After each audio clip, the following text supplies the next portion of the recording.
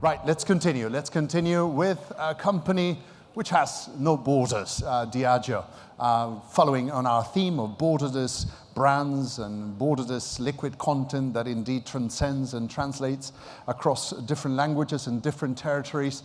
This is the story of Diageo and how Diageo is indeed becoming a global brand, a bigger global brand than it already is, with local insights. And to tell us all about it, and about the sweet spot of Diageo, here's Chris Copeland, Marketing and Innovation Director for Latin America and the Caribbean. Chris, welcome.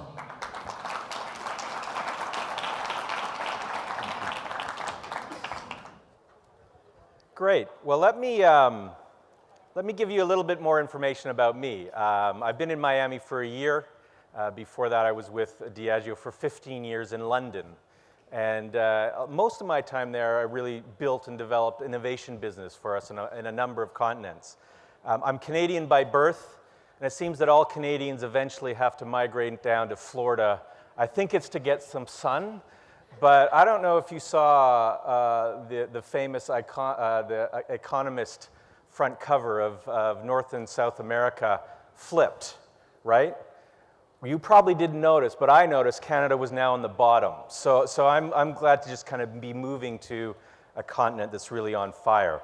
And I think that's one of the big things that I want to give you the context of. For Diageo, Latin American Caribbean is where the growth is. It's driving a lot of our performance. It's been a key area for us to develop our brands. And that really ties into my personal kind of ethos. I've come from an innovation background. I want to push the boundaries. I want to do things that people aren't doing. I want to create big and bold moves within our marketing community. And I also want to set a standard for creative excellence that everybody aspires to, that will fire our marketing, across our brands and across the region. Now, you might not have heard of Diageo. You've definitely heard of our brands. I'm sure you've tried Buchanan's or Old Par or Cacique or Pampero or Johnny Walker. I'm sure they're in your spirits closet, if you will. So we've got wonderful brands, and the challenge for us is how do we have those connect and be in the social fabric of people's lives more and more. And if I step back a bit and just give you some context of what our challenge is for Diageo in Latin America and Caribbean, we have almost limitless opportunities. The emerging middle class is exploding. Luxury consumption is exploding. We have new channels. We have new categories. Everywhere you look, there's opportunity. And you overlay on that the technology revolution that we're experiencing. And our job really as marketers and business leaders is how to deeply understand these changing consumer trends, decide on where to focus our effort, revolutionize our marketing to really connect with consumers. And oh, by the way, do it with a little bit more money, but not a whole lot more money, right? So that's the business challenge that we have. And as I've talked to different leaders across the region, it's a challenge that I think we all face in our businesses. So I'm going to take you through, from a marketing perspective, how we're thinking about it, how I'm thinking about it. And I'm going to use Johnny Walker to kind of create the story and illustrate how our thinking in the marketing sphere is rapidly evolving. But for me, the intersection of these three things is really the sweet spot for us at Diageo. We've got global aspirational brands, and you marry that with real local insights to develop creative ideas and content that really connect powerfully with consumers. And then you have them propagate, if you will, through almost whatever media channel is appropriate so that they flourish. And it's those three things coming together, and behind that obviously is fantastic content that enables this all to happen. So for me, for us, marrying those 3-4 things are where the sweet spot is for us to really accelerate how we connect with our consumers. So I'm going to use Johnny Walker to illustrate kind of our journey. And if you roll back the clock 15 years to the late 90s, Johnnie Walker landed on a revolutionary positioning that really transformed the brand. And that positioning was around personal progress. And it was revolutionary because it took the brand from more of a functional product orientation to much more of an emotional, aspirational orientation.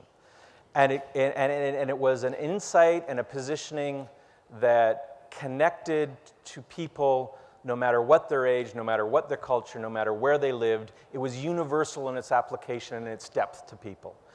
And it was revolutionary for us because then we approached advertising very differently, moving from a product to more of a movement, an emotional space. And in our early ads, we didn't even have the bottle or the pack. It was all about the movement. And that opened up for us a tremendous amount of creative energy that's fired the brand for the last 15 years. We're now by far and away the biggest Scotch brand in the world. We're one of the top 50 cool brands in the world. We've grown tremendously over the last 15 years. And it was really down to this that was the transition or the transformation in how we marketed. And we developed big, iconic advertising that was global, that went around the world, that was executed in channels that we knew how to do.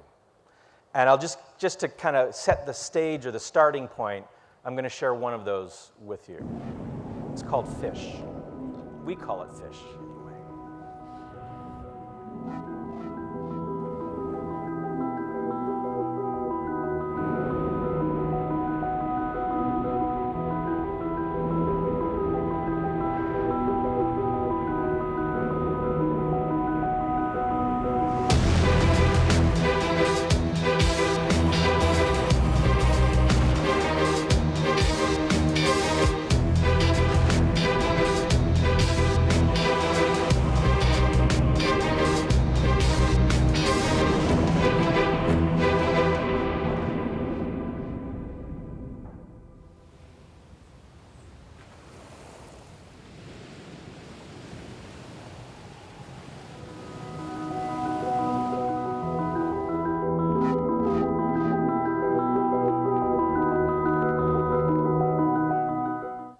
So it was high concept, big production values.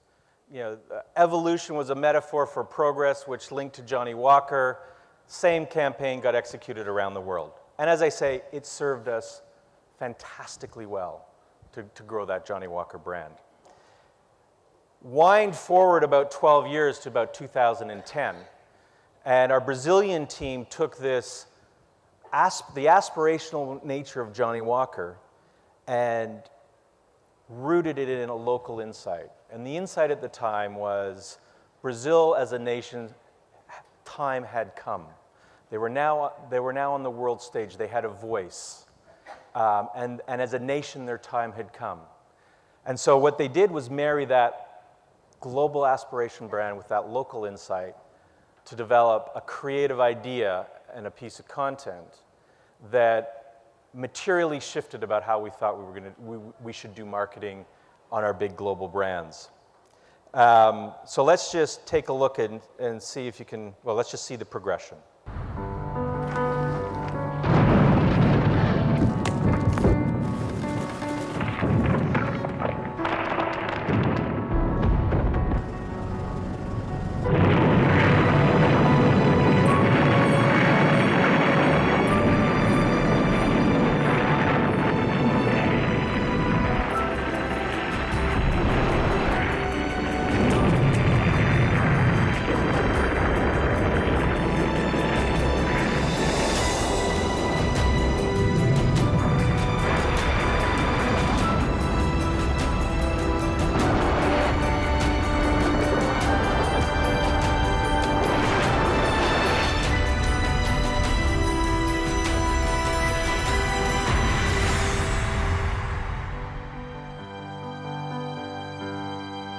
Johnnie Walker. Se beber não dirija. So, still big, iconic, high production value advertising, but really rooted in a local insight. And this step changed our performance in Brazil, both from a growth point of view, but also bringing consumers, new consumers into our franchise. And all it was around was that intersection and a powerful idea that deeply connected to the Brazilian consumer. And so we've layered that on now in terms of how we market. And so fantastic results, and we executed it through what we knew best, our traditional media approach. So TV, ad, newspapers, our typical channels. And we now layered in social media and digital. So if you were to ask the team, they would be so proud of what they achieved. 140 YouTube views in the first week, 700,000 in the first month, fan pages, huge increase in terms of our fans, and. But if you really were to look at it clinically, it was an afterthought. It was kind of a bolt-on and an add-on. And it didn't really drive the uptick in performance at all. So we had this great creative idea. We didn't really execute it in full power through all of our media channels. So we take that learning and progress a year later, 2012, to Johnnie Walker in Mexico.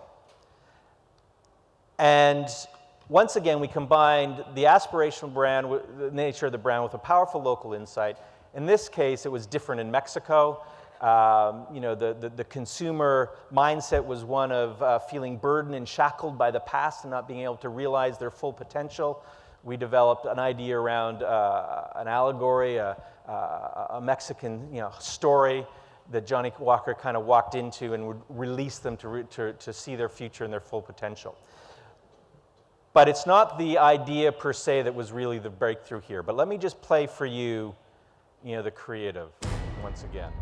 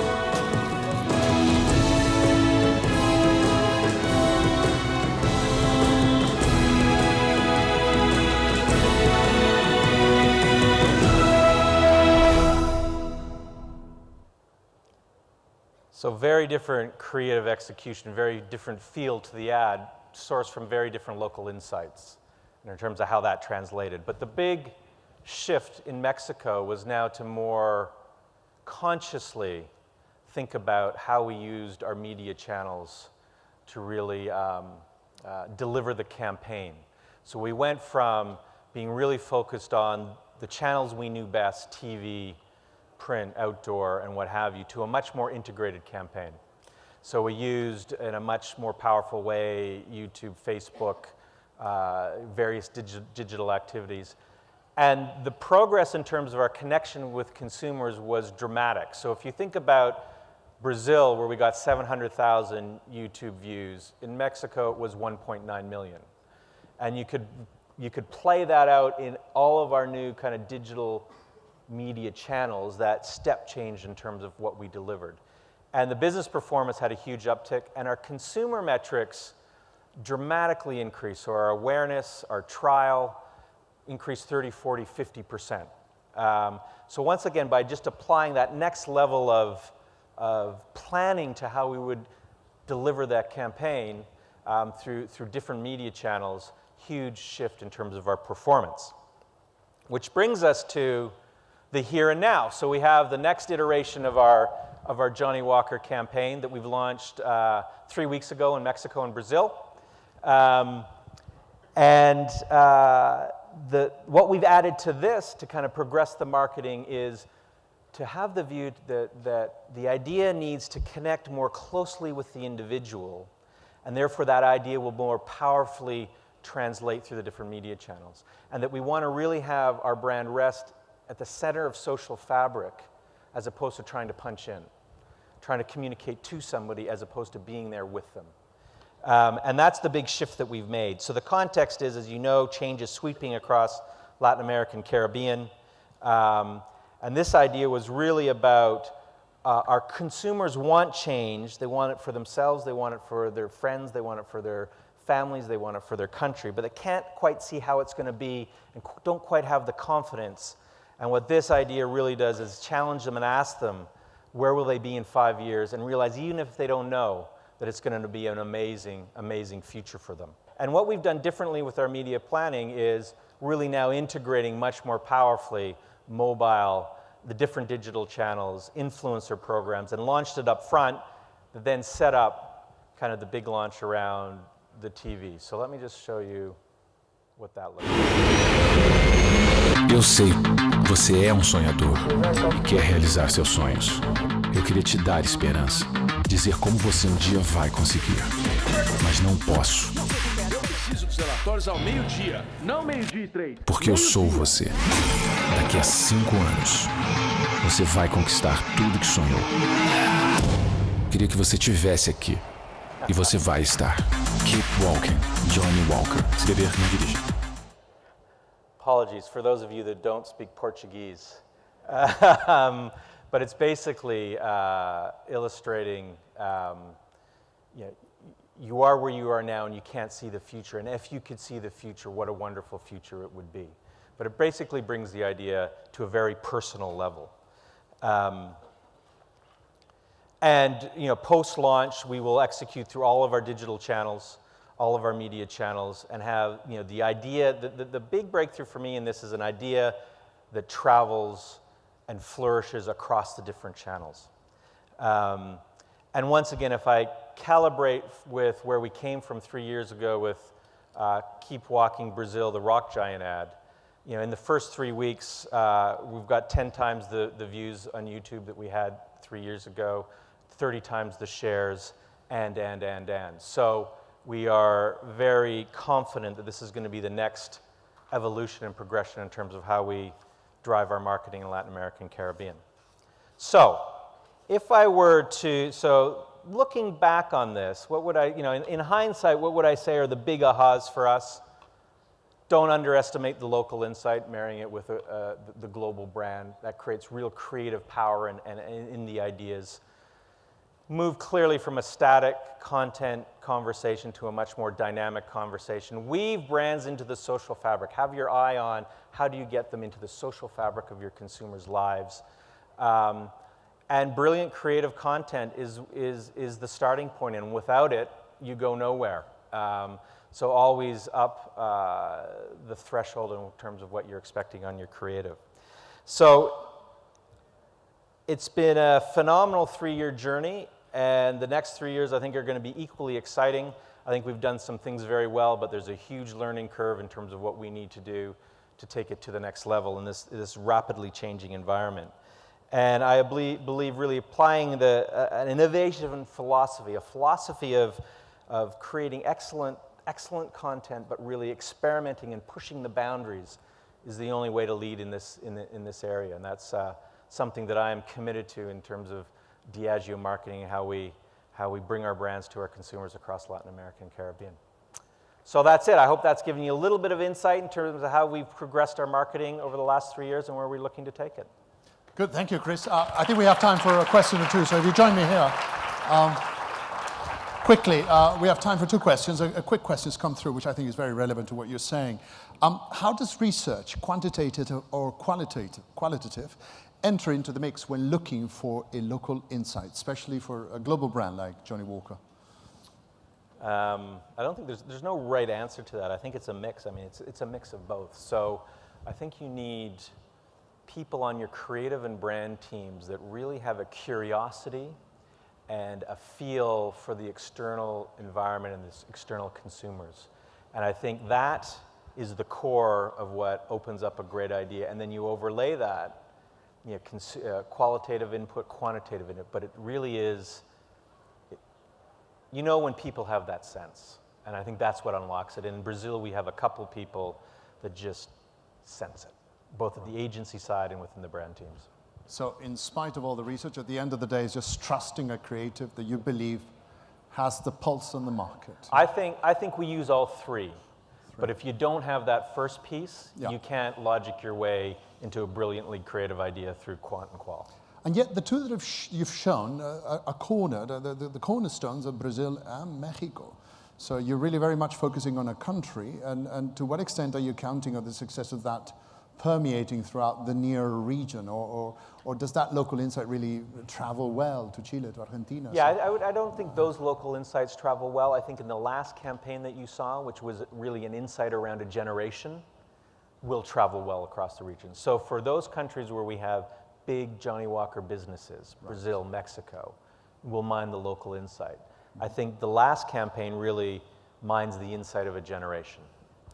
And another question has just come through. What do you mean by weaving brands into social fabric? Yeah, it's a good question. I think traditionally we've tried to punch in to people's lives through big advertising, through the way we interact with people, our consumers. What I mean about social fabric is just to have our product be part of the ongoing dynamism of their life. And you do that just by being in the conversation, by being there, by whether it's through our on-trade in terms of how we interact with bartenders or our social media, what have you. It needs to just live in the social conversations and the social lives of our consumers. And that for me is it's the difference between punching in versus being there. Right, and just quickly, let me scan the audience. You've sent the questions here. Right there, let me bring the microphone down to you, but if you want to stand up and start. Oh, you've got a microphone, perfect, go ahead. Introduce yourself, please, so we know. Hi, Chris. Hi. Marcelo Santiago from Brazil. Thanks for the great presentation. Tricky question that I cannot avoid to ask you. The tagline on the Giant commercial. Sorry, the what? The tagline. The tagline on the Giant commercial. Yes. The Giant is the Giant awoke. It has been used on the street protests in Brazil as a hashtag. Yeah. I would love to hear your comments on that. Look, we developed this well in advance. We're not coming with a point of view on that. But what we are is you know, irrespective of that, relevant for our consumers in their lives today. So you know, I don't have a position on whether that's right or wrong or what have you. It really is almost ancillary to what we're trying to do with the brand. But I'm sure it's a nice benefit. I think, I don't know. Oh, I don't think You've it's. been so diplomatic. Right, anybody else here quickly? No? Right, okay, Chris, we'll I leave think it. what you have with Yeah. the last piece of advertising is us trying to capture the spirit of a generation. And you that, sure have done that, yeah. And that's what we've done. Right. Good. Chris, thank you very much. Thank you. Cheers, thank you.